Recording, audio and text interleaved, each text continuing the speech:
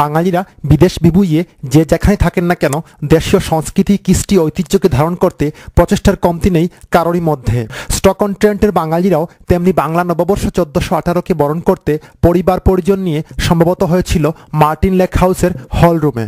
স্বদেশ সাংস্কৃতিক সংস্থার উদ্যোগে আয়োজিত বর্ষবরণের এই অনুষ্ঠানের মঞ্চে এসে একে একে শুভেচ্ছা জানান সংগঠনের সাধারণ সম্পাদক ফখরুল ইসলাম, ক্রু বাংলাদেশ ওয়েলফেয়ার অ্যাসোসিয়েশনের সাধারণ সম্পাদক জুবায়ের আহমেদ ও কোষাধ্যক্ষ মোহাম্মদ আলাউদ্দিন।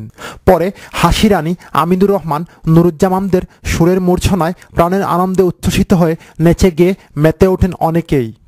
নাতি নাতনিদের সঙ্গে নিয়ে আসেন বয়স্কজনরা। শিশু কিশোররা বাঙালিয়ানার এই অনুষ্ঠান উপভোগ করে দারুণভাবে।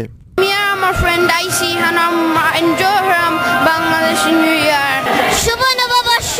নতুন প্রজন্মের কাছে বাঙালি সংস্কৃতির বিকাশ ঘটানোটাই যেন এখানে মুখ্য, এমনই বললেন আয়োজকরা। প্রবাসে নতুন প্রজন্মকে বাঙালি সংস্কৃতি এবং ঐতিহ্যের সাথে পরিচয় করিয়ে দেওয়ার জন্য আমাদের এই উদ্যোগ। নতুন যারা বড় এরার সামনে আমরা বাংলাদেশের বাঙালি কালচারটা দরিয়া তুলবার লাগে আমরা এই অনুষ্ঠানের আয়োজন করি। আমরা একসাথে মিলেমিশে প্রত্যেক বছরই আমরা এই বৈশাখী প্রথম মেলা উপভোগ করে থাকি। প্রবাসেও দেশীয় শিক্ষা সংস্কৃতিকে তুলে ধরতে পেরে আনন্দিত তারা। এটা খুব আনন্দের ব্যাপার যে বিদেশেও আমরা বাংলাদেশের শিক্ষা সংস্কৃতি কালচারটা ধরিয়ে রাখার চেষ্টা করতাম। নতুন প্রজন্মের কাছে বাঙালি সংস্কৃতির বিকাশে কৃষ্টি সংস্কৃতিকে ধারণ করার এসব প্রয়াস সবসময় অব্যাহত থাকবে, এটাই প্রত্যাশা। রিয়াদ আহাদ, চ্যানেল এস নিউজ।